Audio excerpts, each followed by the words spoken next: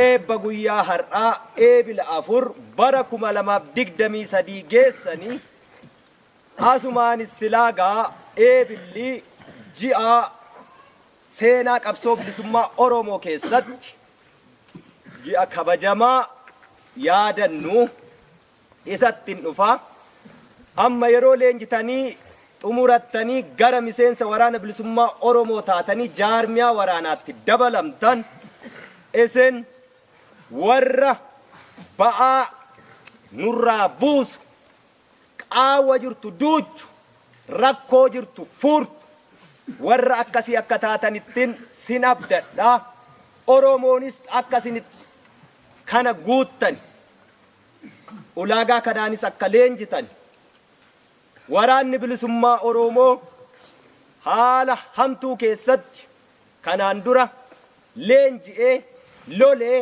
lolchiisee bakkoota hedduu bilisa baasaa ture sagantaadha qabna turre sagantaan sun bilisummaa haleellaa gaggeessinee lafa qabannee ittisnee irra turru hin turre namoota hin galleefis asumaan akka galuufiin barbaada sagantaan sun sagantaa humna waraanaa gahaa Oromiyaa bilisa baasuu danda'u ijaarrachuuf sanammoo hidhannoo gahaa ta'e itti hidhuuf diinarraa hiikuuf saganteeffame ture jechuudha.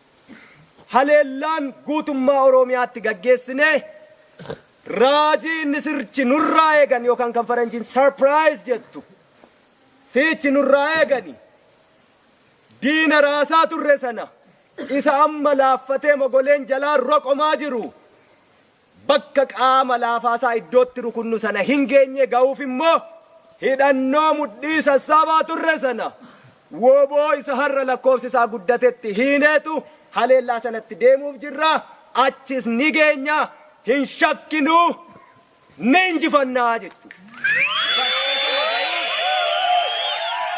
Bakka sana ga'uuf akkatti deemne qabnaa daandii irra deemne qabnaa bu'aa bayii baane qabna waan keessa dabarre qabna amma dhiyaanneerra shannuun jechaa turaniiyyuu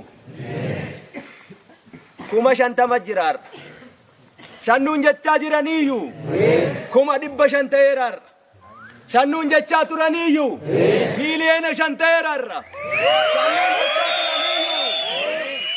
miiliyoona 50 ta'eeraarra Oromoo hunda dhuunfateera waraanni bilisummaa Oromoo har'a akka kaleessaa sana miti guutummaa Oromiyaa keessatti qophiimatti jirra qophii sana itti goonna ati bakka sanatti dhaqxee nama guutu akkasittis hin beeka akkasittis of qopheessaa turtan akkasittis bobbaatu achi booddee inni fagootti kunno jechaa turan iddootti kunooti jedhan sana bakka qaama laafaa sanatti deemnaa jechuudha. Bakka qaama laafaa sana gaafa rukunne akka har'aa waraana bilisummaa Oromoo lakkoofsaan baay'isuu fi hidhannoo mudhii isaa itti hidhuuf diinarraa waa harcaasaa turree bahaa turre sana hin ta'uu jechuudha. Neettis nasi akkuma jettani achuma iddoo jennettis ni mirmirsinaa jechuudha. Hin shakkiin isa kana. Kanaafuu yeroo weerara gaggeessaa turre Oromiyaa keessa yeroo socho'aa turre hir'inni naamusaa kan Oromiyaa keessatti dargaggoon Oromoo baratee barnoota carraasaan arganne sanuu baratee immoo darbee hojiitti hin arganne barachuu miti baratee hojiitti argachuu miti jiraachuun Oromiyaa keessatti lafa rakkoo ta'etti dargaggoon Oromiyaa keessatti abdiin sabaa hegereen biyyaa gaachanni Oromiyaa mootummaa dhufaa darbaa impaayera Itoophiyaa tiksan biratti yaaddoo ta'ee yaaddoo sanaan immoo adamfamee jiraachuun baay'ee itti ulfaate sun bakka hedduutti jireenya dhabuurraa ganama bahee dalagatee galgala galuun deebi'ee hin jirtu waan ta'eef daandii irra taa'aa ture. Dhagaa baxxee tokkorra ganama baatanii teessanii guyyaa guutuu rifeensa micciiraa ooltanii lafti bari'ee namaan halkanaa'u halkanaa'e namaan bari'u. Kanaafuu mootummaa biyya abbaa qabduu mootummaa ilmaan sabaa waan hin taaneef dargaggoon hegeree biyyaa yeroo doomu yeroo jal'atu jal'ina sanatti doomina sanatti hanqina sanatti oofaa turanii sun immoo dhaloota wallaalaa duudaa gaaffii mirga isaa gaafachuu hin dandeenye mirgaaf dirqamas adda baasee hin beekne dhaloota akkasii dhalchanii aangoo barcuma siyaasaa irra bara baraan jiraachuuf waan kana tolfameef dargaggoon akkasii lafti bari'ee hin halkanoofnee fi halkanaa'ee hin bariinee fi sun suusii silaa jimaa tamboo haraqee amma immoo darbeeyyuu yaaddessaa katee oromiyaa keessatti kan takkaa seenaa oromoo keessattuu aadaa safuu fi duudhaa oromoo keessattuu argameen beekne hashiishii sadarkaa boroo mana duubaa ofiitti biqilfachuutti dargaggeessa ga'e. Dargaggeessi akkasii yeroo sochoone bakkoota adda addaatti tarkaanfiin fudhatamu mootummaan laafaa roqomaan milishaansaa poolisiinsaa waraannisaa qawwee bakka adda addaatti harcaasu qawween oromiyaa keessatti yaaddoo akka taatuu fi dargaggeessa hojii dhabee dargaggeessa dhiitamee dargaggeessa barnoota dhabee dargaggeessa bayee galuu dadhabee qawween dargaggeessa akkasii harka galaa oromoon oromiyaan sabni saboonni cunqurfamoon hedduun ollaa fi oromiyaa keessa illee jiran rakkoo keessa seenamaa ture kun dhugaa jiruu fi mul'atu. Haala akkasii keessattis laafinoota jijjiraniin waraanni bilisummaa Oromoos bakkuma adda addaatti mooraa leenjii adda addaa banuun mooraaleen leenjii banaman silaa yoo dandeettii namaa gabbisuu ta'e yoo hidhannoo fi sammuutiin gabbisanii baasuu ta'e gabrummaa qolichuuf yoo ta'e bareedaa ture. Kana ta'uu hanqachuu seenaa waraana lixaa dhiyoo kanaatiin kan beekamu lafatti qulqullaa'ee leenji'ee ba'u sirnaan dafqa uka keessaa cobsee beela'ee dheebotee gangalatee waraana akkasii akka kaleessaatti ka uummanni Oromoo dafqa keenyayyuu akka shittootti jaalatu waraana bilisummaa Oromoo kaleessaa sana deebisna. Sirna dhablummaa gadummaa ayyaalaallattummaa hantuuta gumbii uru dabeessa haadhaaf abbaa isaa irratti gootaa isa akkasii sana qulqulleessaadha deemna. Isin warra akkasiiti warra kaleessa biyya keessatti bakka adda addaatti Oromoon gumbii isaa onsee kiisii isaa onsee ilmaansaa hagarsee osoo nu leenjisuuti deebi'ee Oromoo irratti rakkoo uume. Isa akkasii ni qulqulleessina.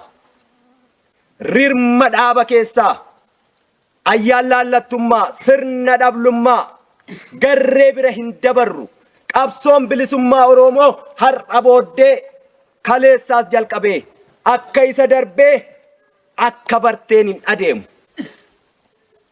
Akka barteen deemuu hin danda'u. Har'a Oromoon qaaniin gabrummaa isheen keessa jirtu waggaa gaafa 1860 70 keessaa ka'ee koloniin tokko jedhee ilmaan Oromoo walloo irraa eegalee hanga 19 Boorana irratti xumuratee dhaabbatuutti kaasee har'a hanga bara 2023 keessa jirruutti waggaa 160 darbani gabrummaan nuti kana keessa turre baay'ee ulfaataa qaanessa. Kana keessaa ba'uuf hurursuu sossobuu harka irra dibanii darbuu osoon malaasiin hooquu sanaan galma hin ga'u. Kanaafiyyuu sirni dhablummaa akkasii nu keessaa ni buqqaa, bakka hin qabaatu. Ulee seeraatu jira. Uleen seeraa aangoo miti. Uleen seeraa guddummaa, furdummaa, gabaabummaa, dheerummaa, qallummaa miti.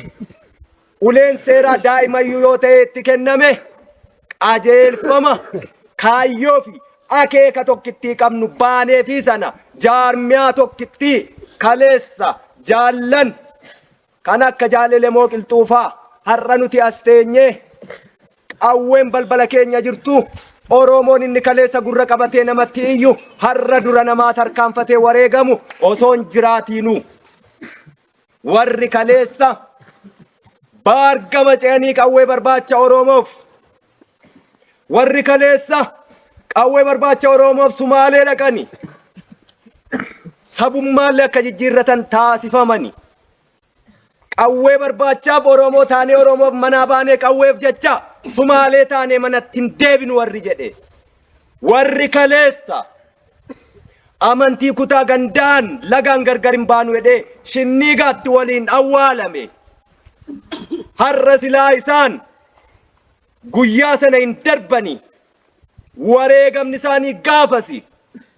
Osoo garuu guyyaa sana waan sana sharafanii irbuu Oromummaa sana sharafaniiru ta'ee isaan gootan turre. Arrabsamaa jiraatu turani. Baga wareegaman isaan. Nutu garuu har'a wareegama isaan kaleessatti wareegaman sana faajjii isaanii guca isaan qabsiisani ittiin qoosaa jirra, ittiin qoosuu hin qabnu. Sabni har'a laafaan abbaan fedhe boossisu. Sabni gandaan ijaarrachuun salphaa ta'e, sabni amantii kutaan ijaarrachuu, lagaan ijaarrachuun, gartuun ijaarrachuun salphaa ta'e addunyaa kanarraa yoo jiraate saba Oromoo qofa. Sabni akka sabaatti uwwedhee waliin ka'ee hin lolle. Yoo lolammee guduunfachuu hin dandeenye yoo jiraate har'a Oromoo qofa nama qaanessa. Akka amma jirru kanatti, akka amma hojjechaa jirrutti iyyuu galman ga'u dachaa kuma dabaluu nu gaafata. Kanaaf isin yeroo asii baatanii sochootan maleeka ta'uu isin gaafata. Saba keessaniif, diina keessaniif immoo nama gara allaafne, gara mureessa summii ta'uu isin gaafata. Yoo akkas ta'e malee diinaa gaditti hojjenne, diinaa walqixa yoo hojjenne galma hin geenyu. Diina injifachuu ka dandeenyu yoo isaa ol taane qofa. Dadhabbiin har'a dadhabamu, beelli har'a beelahamu, dheebuun har'a aduun har'a dhokkeen har'a keessa gangalattani. Inni kun boru dirree lolaa irratti dhiiga dhangala'u hanqisa. Hin dadhabinaa. Boru sinii gala. Har'a adeemnee bakka geenye qabna. Bakka geenyerraa hanga nu hafuu jira. Hanga nu hafu kan ammoo isa raasne sana hundeen buqqaasuu qabna. Hundeen buqqaasuuf yeroo jennu immoo barii jala dukkanni akka malee hammaata. Yeroo barii jala dukkanni akka malee hammaatu akka ammas hin jirtan kana saba keessan duratti akka kaleessa gochaa turre sanatti ta'uu dhiisee didee bakka kaleessa irraa kaanetti deebinee gammoojjii Oromiyaa keessatti deebinee qabsoo leenjii akka kaleessaa waraanni bilisummaa Oromoo iddooma kaleessaa jira. Bakkuma ga'eera. Leenjiin garuu akka kanaa ta'uuti qaba. Jabaaf laafaa isa dhugaaf haqaaf dhaabbate isa immoo haala yeroo ilaalee nutti dabalame kan adda baafannu bakka akkasii kanatti. Oromoo yeroo hundumaa waan laaftuu barbaada. Namni tola bilisummaa argate hin jiru addunyaa kanarratti. Bu'aa bayii kana, jabina kana, gaara dhiibuu kana yoo dandeenye qofaadha. mootummoota abbootii irree mootota habashootaa si'a 13 yaalanii 13ffaa irratti Minilikiin galma gahanii achii booddee immoo walharkaa fuudhaa Oromoo bulchani hanga warra har'a dhiiga Oromoo maqaa dhahatee gadi galoo sanyii isaallee himachuu hin dandeenye iddoo irraa dhufellee hin beekne warra kaleessa Haayile Sillaaseen faa Minilik faa ilmaan wal keessa diqaalessanii hegeree Oromiyaa ittiin cabsan tolfatani warra akkasii impaayeritti har'arlee warra eegani goobanaan kaleessa Minilik waliin duulli inni Oromoo irratti gaggeesse Minilik lubbuun jira nama jiru waliini har'a garuu mootummaan maqaa Oromoo dhahatee masaraa mootummaa keessa jiru nama lubbuu qabu waliin miti ekeraa waliin Oromoo bulchuu barbaadaa jechuudha. Oromoo kun ni ta'a hin ta'u ta'uufis hin jiru itti dhumanna hin baqannu harkan laannu hin jilbeeffannu ni mo'anna mooti xumurri isaa injifannootiin goolabama. Haala akkasii dukkana barii jalaa kana dameen mukaa tokko yoo fottoqe baalli yoo irraa harca'e hanga mukti sun hiddisaa hin buqqa'initti lafa keessa fageeffatee albuuda lafa keessaa biyyee keessaa fi bishaan argatutti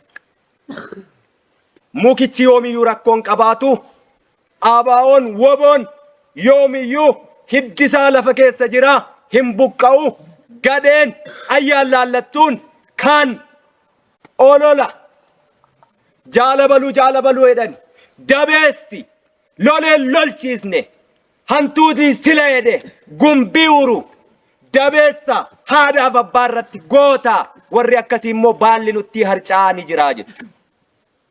Baalli nutti harca'u akkasii kuni magariisummaa gaafa hundee mukaa jirma guddicha isa hiddisaa lafatti ejjerra jiru bareedinaa ayyaana surraa midhaagina sana qabu sana dhaba ni gogaa biyyee ta'aa jechuudha. Isa akkasii ayyaan laallata akkasii ni sirreessina. Akka kaleessa walii hooqanii walii hooqsanii walii mooqanii darbuun hin jiru. Oromoon kan baate waraanni bilisummaa Oromoo gaachanni irreen saba kanaa gandaaf hin baane lagaaf hin baane amantii kutaaf hin baane Oromoof Oromiyaaf baane haga ejjanni miila keenya deemee Oromiyaa irra socho'uu danda'u yoo dadhabina mataa keenyaa fi talesummaa keenyaan hanqanne malee wanti nu daangessu humni diinaa tokkoyyuu hin jiru.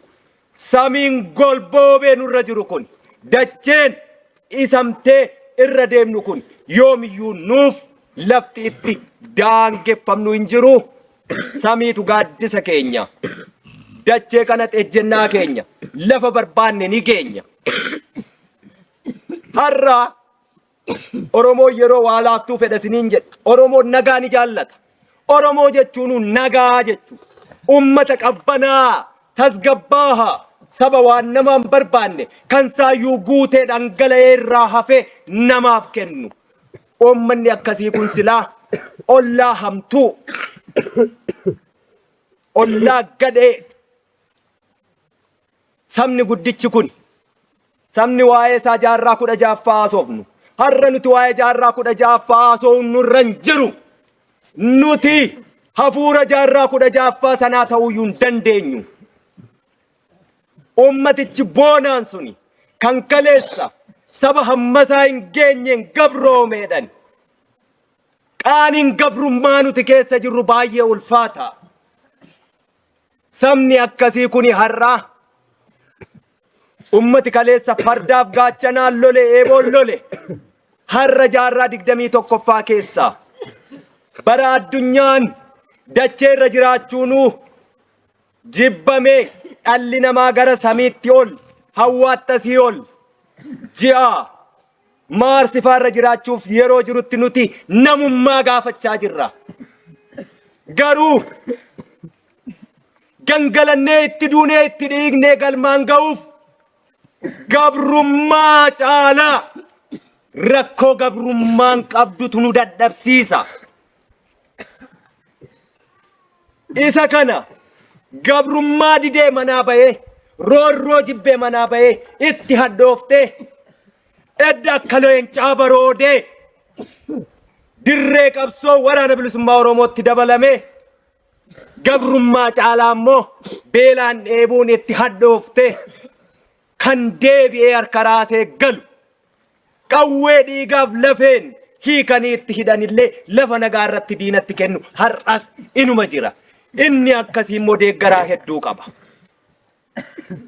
Namni bu'aa bayii deemu, namni gudeesha jirma guddaa baatu deeggaraan qabu.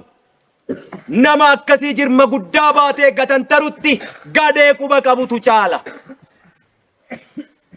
Gadeen garuu ollaa uummataa keessa taa'ee haadha hiyyeessaaf dhiiga boossisu deeggaraa baay'ee qaba. Sababiinsa laaftuu waan laaftuu dalaguun hin ulfaatu waan ta'eef. Uummanni Oromoo qaanii akkasii keessa jira har'a. Madaa kana waraana wal'aanu isa akka kaleessaa fooliin dafqasaatiiyyuu urgaa'u mana namaatti gorree nyaannu koddaan qabnu eeleen qabnu galaa dugdarraan qabnu garuu hagabuun dhoollu.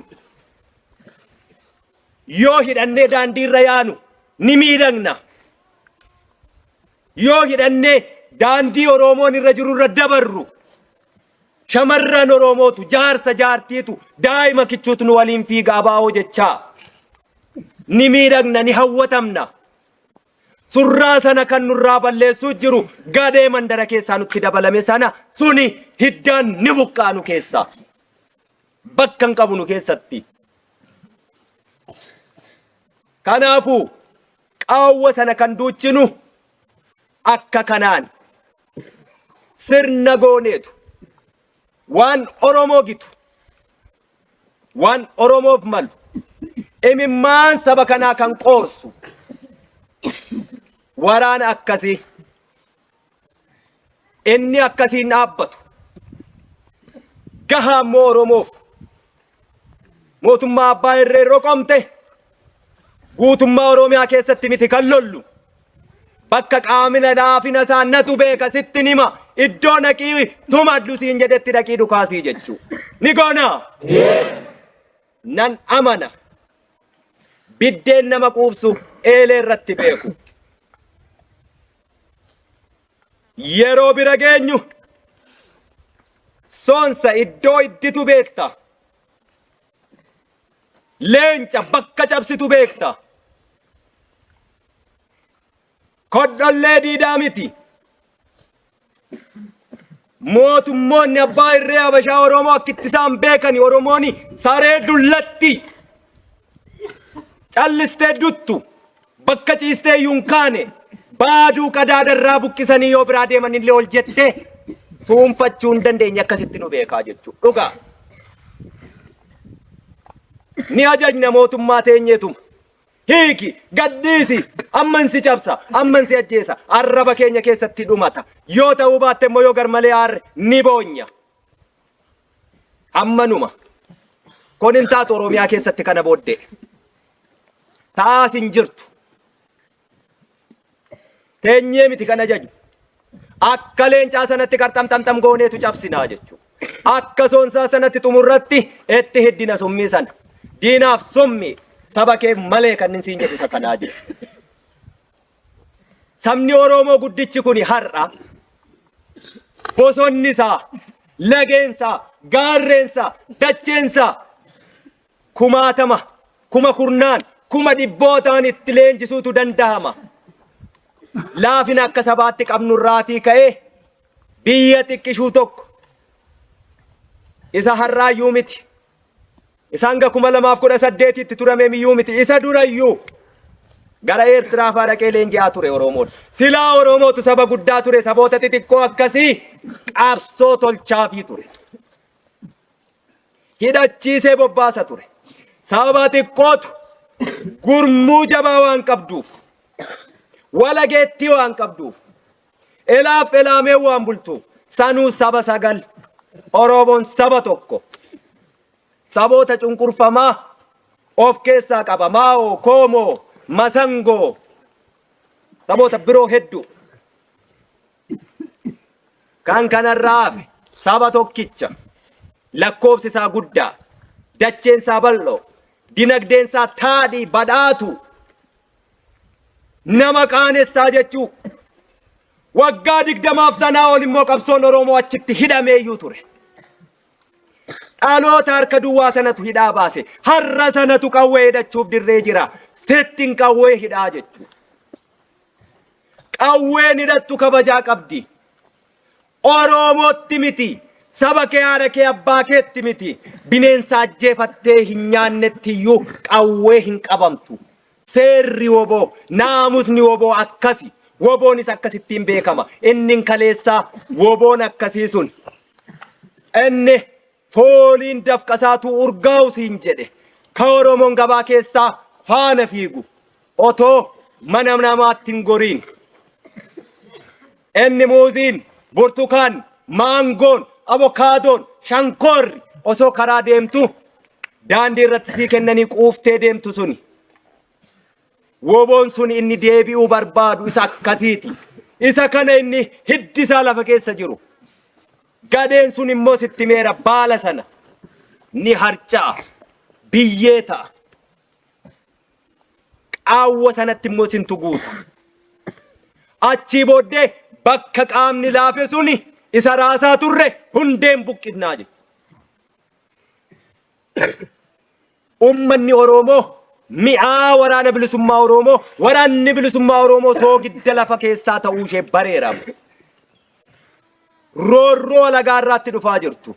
Kaleessa machaa'ee hundumtiyyuu mirqaanee yeroo dhiichisetti dibbeedhaanetti ilmaan abbaa gadaa yeroo hidhetti har'a garuu waggoota hanga gabrummaan minilikiin dhuftee milkoofte hanga har'a gaafa TPLF turteetti ajjeechaan ture hanga waggoota 5 ammaatti yoo wal bira qabanii ilaalan walittuun dhiyaatu.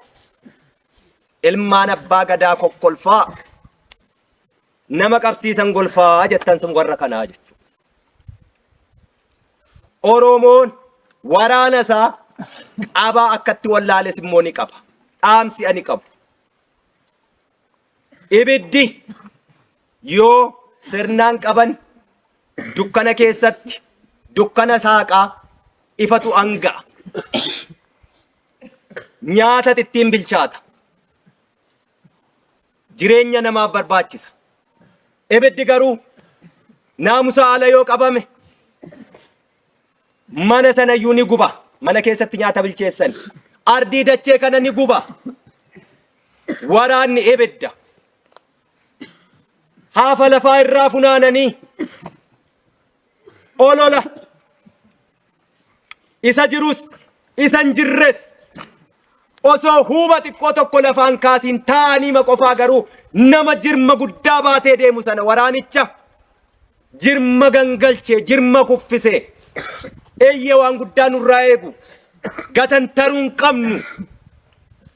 Garummoo namni huuba lafaan kaasne taa'ee yeroo quba namatti qabee ibidda sana qabaa wallaalu ibidda suni akkuma namaaf nyaata bilcheessu sana booddee immoo yoo harkaa ba'e namicha iyyuu gubu sabichas ni gubaa jechuudha.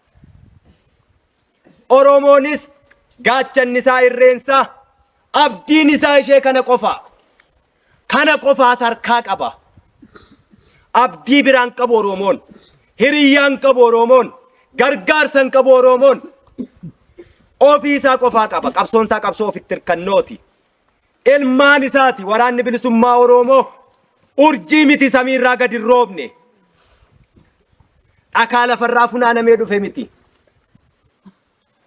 Ummanni Oromoos waraana isaa gaachana isaa sana isa wareegama kaffaluufii jiru sana kaayyoo akeeka inni irratti wareegamu sana akka guduunfatuuf obsa dandahuu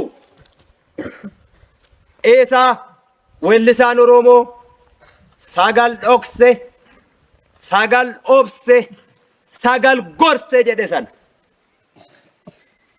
warqii morma isaarraa sana cirracha gatiin qabne akkan taasisnetti ummanni Oromoos waraana bilisummaa Oromoo haafa huuba yoo waraqaa adii guddaa asitti maxxansan waraqaa adii guddaa sanarra immoo dhoqqeen xiqqoon tokko halaala irraallee mul'anne jiraatte Oromoo maal argita yoodhani waraqaa guddaa bal'aa abdii hegeree irratti barreessan jechuurra barbaadee dhoqqee xiqqoo tokko keessaa baasu osoo hin taane waraqicha adii jira dhoqqetti immoo dhoksaan irraa haxaa'u qulqulleessu ilmaan isaati roorroon manaa baase gabrummaan manaa baase sana yoo danda'ee qabate hegeree bareedaa qabna waraanni bilisummaa Oromoos cinaa'ee hinjiraanee beela'ee dheebote har'a sadarkaa sanarrayyuu hin jiru galanni kan uummata Oromoo bal'aa dachee Oromiyaa irra jiru haa ta'u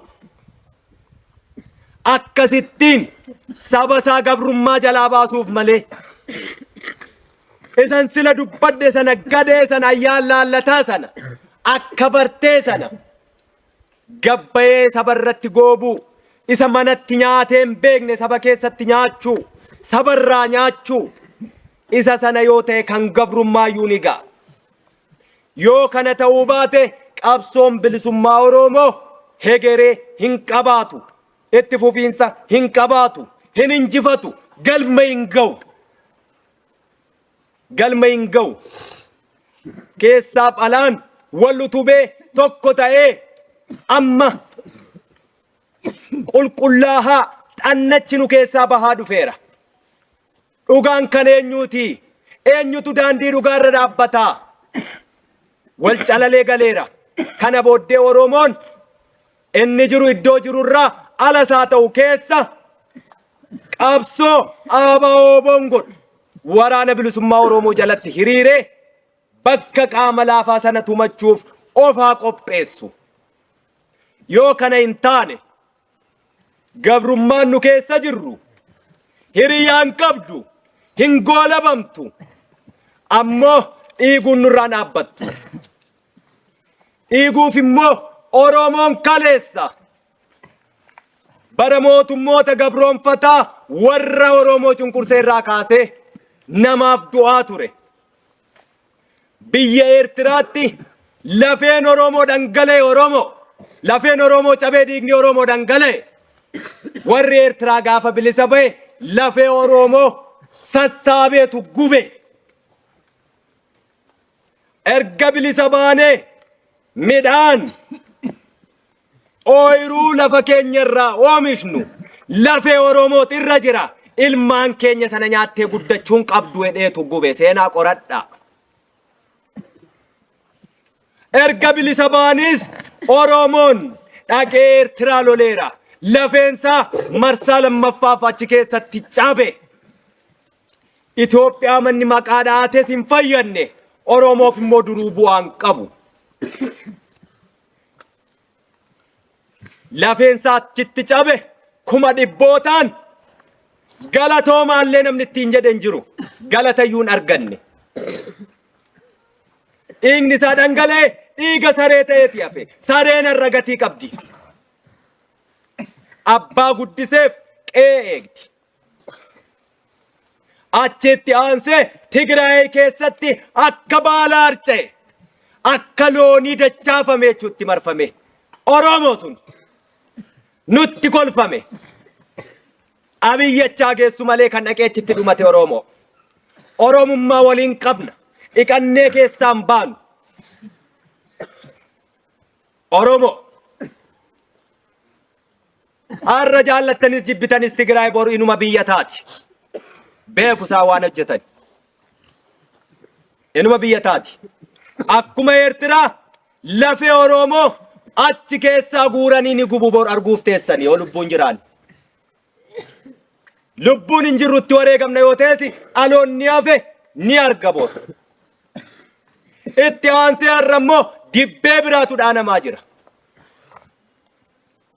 akkasuma akkasitti dhiigni Oromoo dhangala'ee galaana ta'ee silaa sabni Oromoo daakee lafeensaa riqicha ta'ee silaa sabni Oromoo irra ce'ee gara rarraga bilisummaa Oromootti taakkuu tokkollee tarkaanfachuu fi Oromoof hin duune. Har'a dibbee biraa dhaanama. Warri kaleessa waliin ta'ee duula dhaqe walitti duuluuf jira. Oromootu achitti duuluuf jira borus. Galatan qabu achiis hinuma fixata hinuma dhumatas. Ilmaan Oromoo waraana mootummaa keessa jirtan. Keessumaa marsaan kun kan ittiin beekamu baay'inaan waraana mootummaa keessaa qomni kiyya arraba qawwee saba kiyyatti garagalcheen nu kaasu gara diina kiyyaattan garagalcha jedhee warra dhufe baay'ata. Esen xurii qabsoo kaleessaa dhiqadhaa.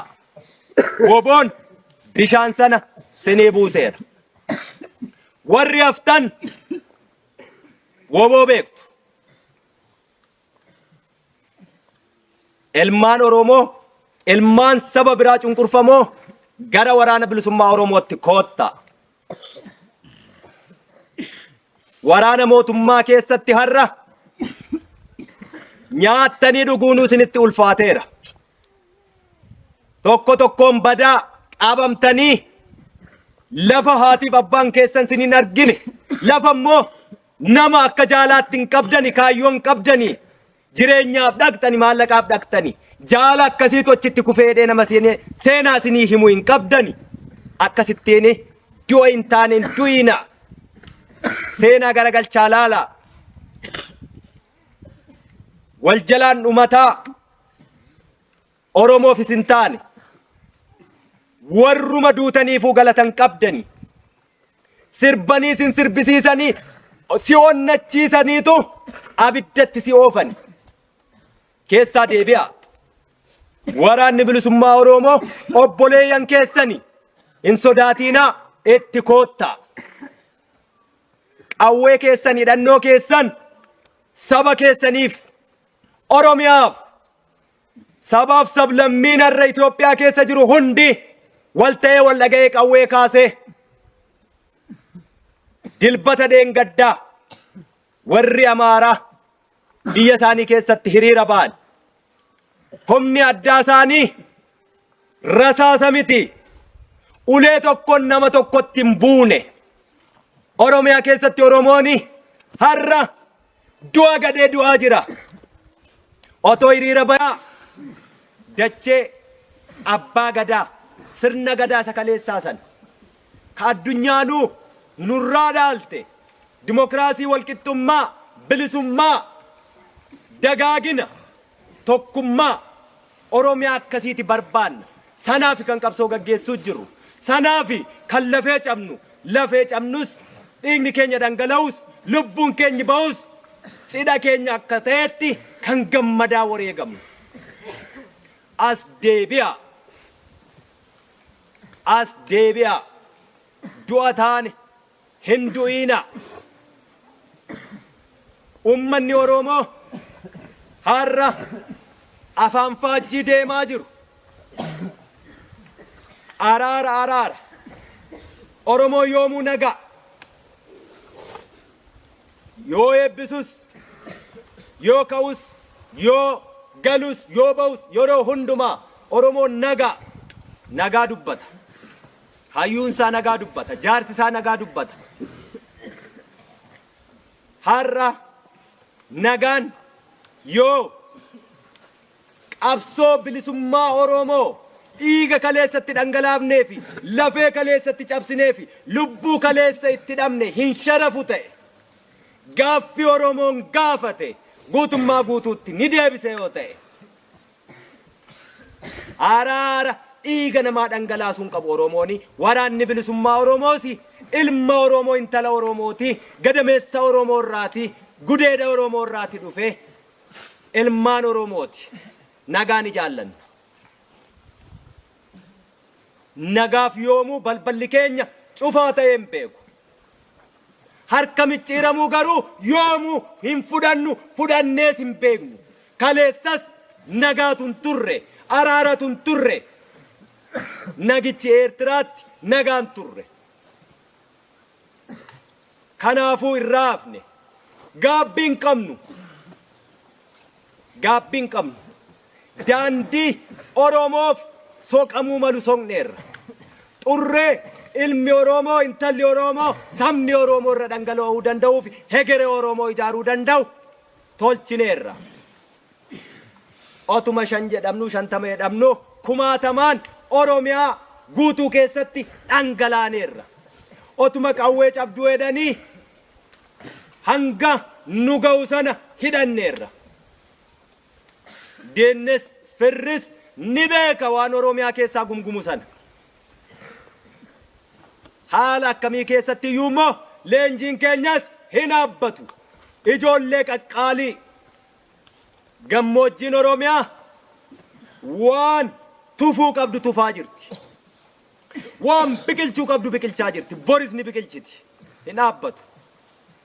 Kanaafuu nagaan irra ololamaa jiru. Kaleessa sagantaa siyaasaa iyyuu hin qabanii shiftaa har'a sun Abiyyi biran jiru. Maal jennaan sagantaa siyaasaa keenyaa beeka. Hin dubbatu. Sagantaa siyaasaa keenyaa beeka. Woboon isa irbuu sharafe miti. Woboon isa harra'ee bilajji'a gaafa shinniigaatti jaallan hoggantoonni abaa'oo yeroo sana qondaalonni waraanaa wareegamanii sanan sharafne alaabaansaa sanuma heerrisaa seerrisaa sagantaan siyaasaasaa naamusnisaa kaayyoonsaa isuma sana akeeknisaas isuma sana kan irraa harca'e kaleessas jira harrallee jira. Sun ammoo hiddi sun hangam buqqaanetti baalli nurraa harca'e ofumaati simboo dhaba ayyaana dhaba surraa sana dhaba magariisummaa sana dhaba. Inni iyyuu faayidaa qaba. Inni har'a nu keessaa hantuuta gumbii uru ta'ee maqaamaa farra sooshaal miidiyaa jettantu jira. Baay'ee rifeensi jira, hidhannoon jira, uffanni jira, qawween jira.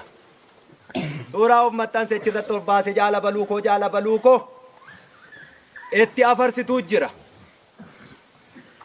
Itti afarsaniitu yeroo bakka silaa dhiirummaan jirtu sana ga'anii hanqatummoo akkuma malee yoo ol nama baasani yeroo nama jalaa goran immoo kufaatii isaatu gadhee garmalee ol nama dhiibanii achirraa kaatan jennaan kufaatii isaa garmalee gadhee ta'a.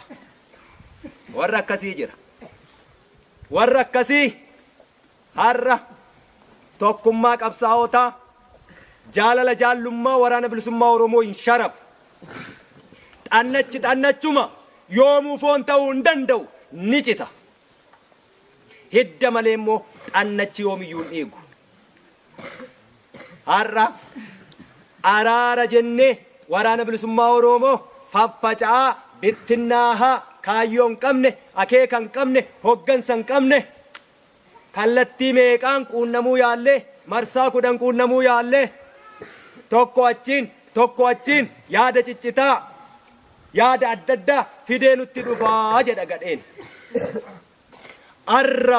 Arrabni hin duutu. Waraanni bilisummaa Oromoo waan barbaade haa ta'u rakkoon keessaa rakkoo keessa isaati. Hanga dirree jirutti naamusa kamuu haa qabaatu. Mootummaa gabroonfattuu impaayera Itoophiyaa ijaarte har'ammoo tiksaa jirtu araara kadhateen beeku na amanaa. Araara kadhateen beeku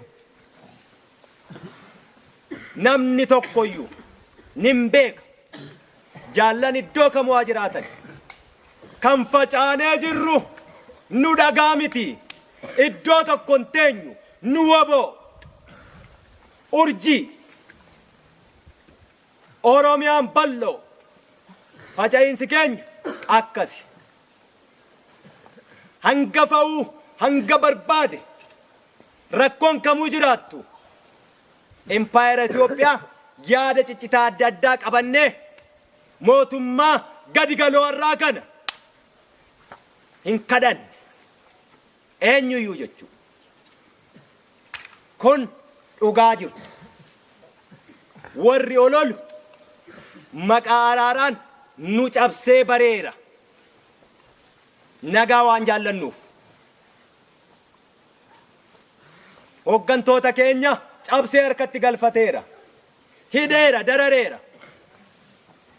Har'ammoo haftee hambaa daa'ima abbootii ishee irraa qabsoo fudhattee kuftee kuffisaa jirtu kana qawween injifachuu hin danda'u. Yoo danda'e ololaan akka sangoota burree sana gargar diddiigee injifachuuf Oromoo akkasitti cabsee bare waan ta'eef hin danda'amu har'a sun. Rakkoon keessa keenyaa naamusumaa fi seera woboon qabuun keessa keenyatti sirrata. Kanaan ala woboon kamuu eessayyuu jiru namni kamuu kadhaa mootummaa kana dhaqee hin jiru. Mootummaan kun garuu nu kadhateera. Nu kadhateera. Sanaaf immoo akka dhaaba jaarmiyaa hoggansa tokkoon taliigamu naamusa qabu saba bakka bu'eetti deebbiitti laanneerra. Deebbiin itti laanne nagaan yoo wanti Oromoon barbaaddu akka barbaaddutti barcuma nagaarra taa'anii waliin dubbatanii ni furama ta'e sana furuuf nu qophii. Balballi keenya yoomu bana sanatti deebbii laanneerra. Mootummichi nu kadhate rakkoon Oromoo keessaa akka rakkoo gama Tigraay hin laaffattuufi. Kanaaf bakka nuti argamne warri qaama sadaffaa jechaa ture argametti hin argamne. Kanaafuu nagaanis ni injifanna, lolaanis ni injifanna. Bakka sanatti hin argamne. Borus yoo jiraate hin sodaannu nuti. Haqa san harkaa qabna. Isaaniif aangoo barcuma siyaasaa dachee Oromiyaa Oromoof dabarsanii kennuun hadhoof kokkee kana gadi hin buutuufi. Rakkoon gama Tigraay achi bahaa. Rakkoo sekiyuriitiiti. Rakkoon Oromiyaa keessa jirtu handhuura biyyittii impaayerittiiti. Marrummaantu diigamuuf taa'a. Nagaan furamuunsaa ni ulfaata. Bakka haqnii fi dhugaan jirutti. Sossobbaa dabsaa fi jallinaan immoo gali. Tiksee loonii miti waraanni bilisummaa Oromoo.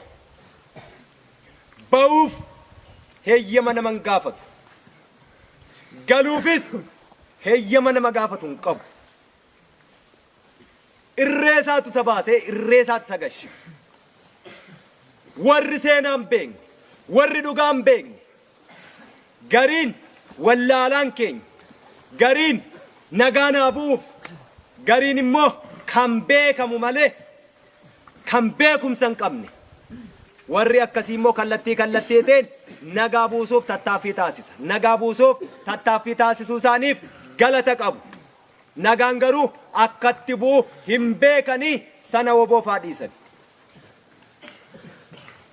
Kanaafuu nagaatiin Oromoon rakkoo ishee furachuun ni fakkaata yoo ta'e sodaan qabnu hin fakkaatu immoo lolarraa duuban jennu ni xumurra ni injifanna ni guduunfinaa jedhu. Kun haqa. Hanga jennu keenya irraa seessuun hin jiru. Kodhollee miti siin jedheera. Leencuma olol usussiin gumgummiin hamiin homaa deemsa keenya taakkuu tokko duuban deebisu. Ololli hin jiru taanaan hojii hojjechaa hin jirruu jechuudha. Nama qimmiidhaan jirruu jechuu sirriitti ololli hin jiru taanaan.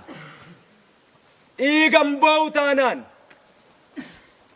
hojiitu hin jiru jechuudha. irribaa kaanee yoo of gaafachuu qabna.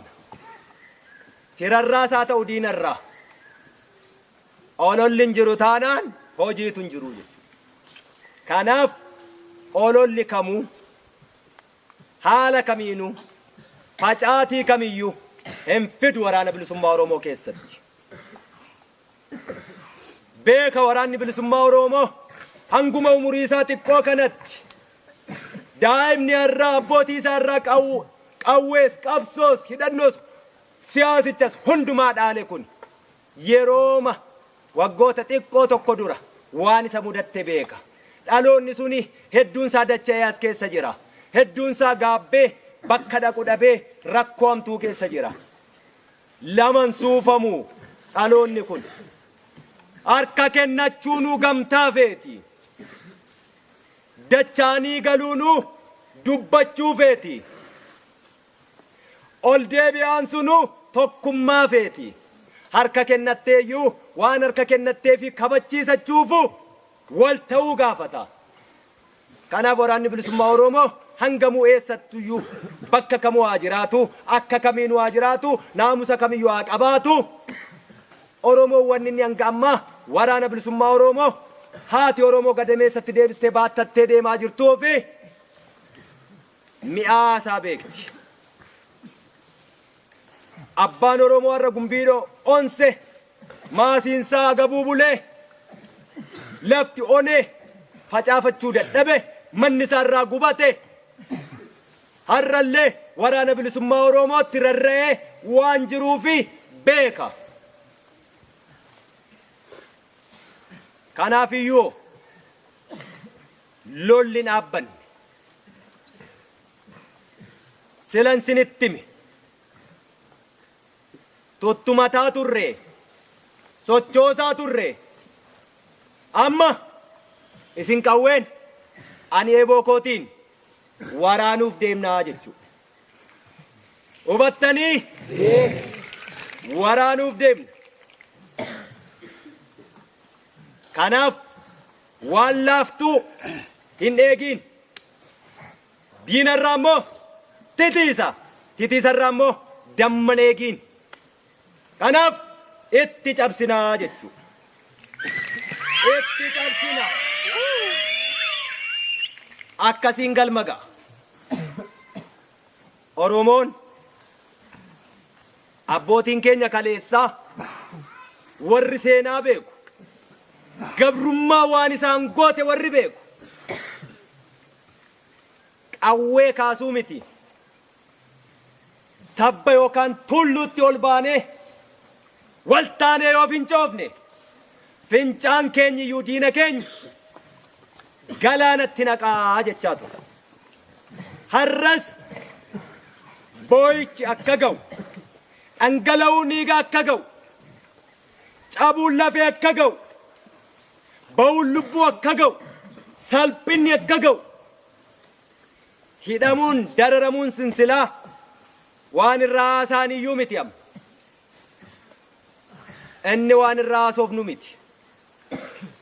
Qaanii akkasii kana keessaa ba'uuf goblaa waraana bilisummaa Oromoo jalatti, waamicha waraana bilisummaa Oromoo jalatti akkuma kaleessaa inni harka duwwaa fincile dhagaa darbate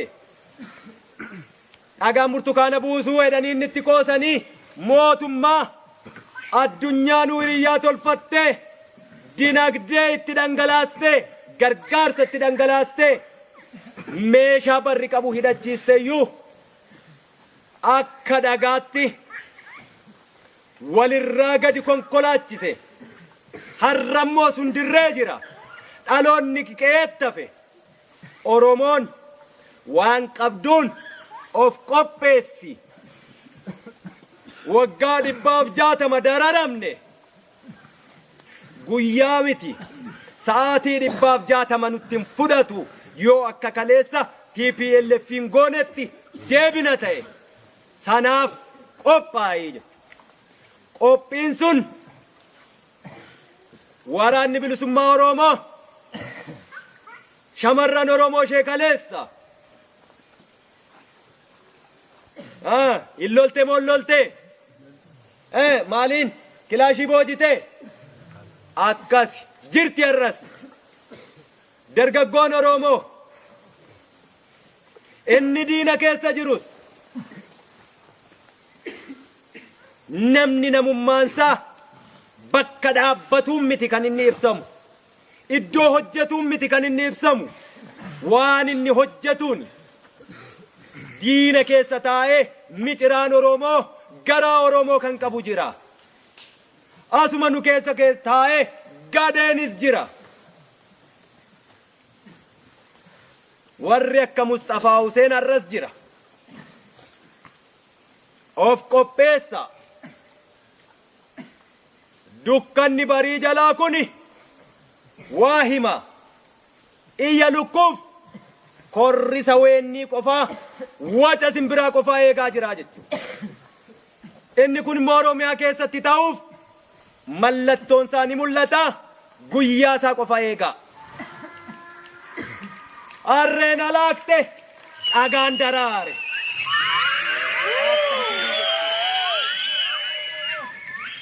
ni milkoofna haqa qabna ni injifanna dadhabbii qabna karaa dheeraa deemtu sinitti hime warqii sana taa Oromoo isa kaleessa isin beeku isa kaleessa reebnee ofirraa deebisnee dadhabnu isa akkasiitu sin eegaa jira akkasittis sin eegaa jira xurii gadheen nutti dibe nurraa haqa sansakkaa fi naamusa woboon cuuphamaa turtani kudhaan madhaa ittiin baha Oromiyaa keessatti ifa urjitaa angaa mul'adha